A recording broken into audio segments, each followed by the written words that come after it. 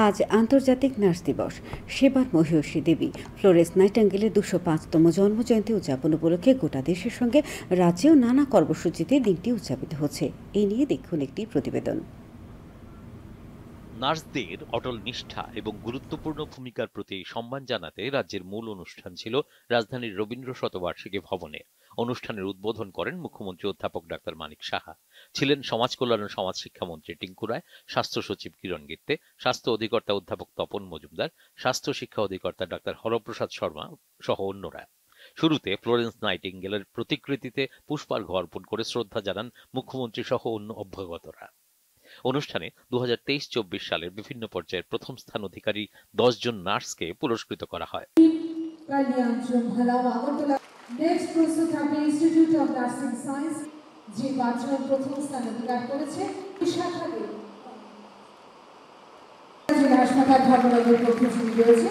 বিশ্ব স্বাস্থ্য পরিষেবার কেন্দ্রবিন্দুতে রয়েছেন নার্সরা। তারা রোগীদের সঙ্গে সবচেয়ে বেশি সময় অতিবাহিত করেন, বলেছেন স্বাস্থ্য সচিব কিরণ গিত্তে।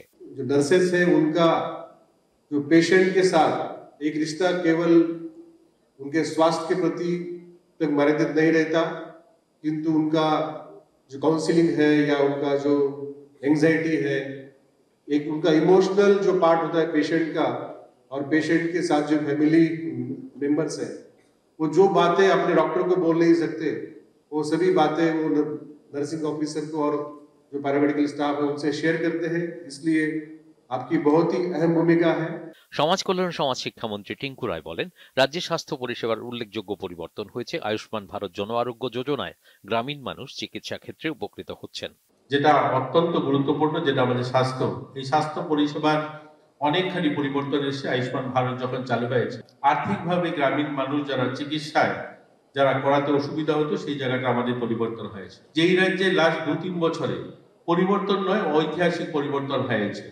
পরিকাঠামোগতভাবেও আমূল পরিবর্তন হয়েছে এবং বিশেষ চিকিৎসার ক্ষেত্রেও পরিবর্তন হয়েছে।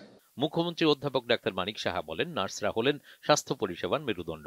তিনি বলেন, প্রতিটি স্বাস্থ্য কেন্দ্রে নার্সিং অফিসাররা ফ্রন্ট রানার হিসেবে কাজ করেন। আমরা 2024 সালে প্রায় 153 নার্সিং অফিসার অলরেডি নিয়োগ করা হয়েছে। আরো 100 জন নার্সিং যারা পাশ করেছেন তাদেরকেও আমরা কন্ট্রাকচুয়াল ভিত্তিতে নিয়োগের অর্থ দপ্তর থেকে আমরা অলরেডি স্যাংশন পেয়েছি, সেটা আমরা করব। এবং আরও শুধু তাই নয়, 332 জন নার্সিং অফিসার এর মধ্যে নিয়োগ করার আমরা প্রক্রিয়াধীন আমরা রেখেছি। কোয়ালিটি সার্ভিস এবং কেয়ার সেটা যদি ইনক্রিজ করা যায় এবং এফিকেসি যদি এই নার্সিং পেশার মাধ্যমে যদি করা যায়, তাহলে আলটিমেটলি যে আমাদের স্ট্রঙ্গার ইকোনমিক সেটাও কিন্তু সেটা সম্ভব। এবং আজকের দিনে আমাদের প্লেজ নিতে হবে যে আমরা মানুষের জন্য এবং মানুষের জন্য কাজ করতে হবে।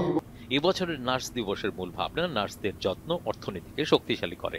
কেবল স্বাস্থ্য সেবাতেই নয়, অর্থনৈতিক স্থিতিশীলতায়ও তাঁদের ভূমিকা অনস্বীকার্য। দূরদর্শন সংবাদ, ত্রিপুরা।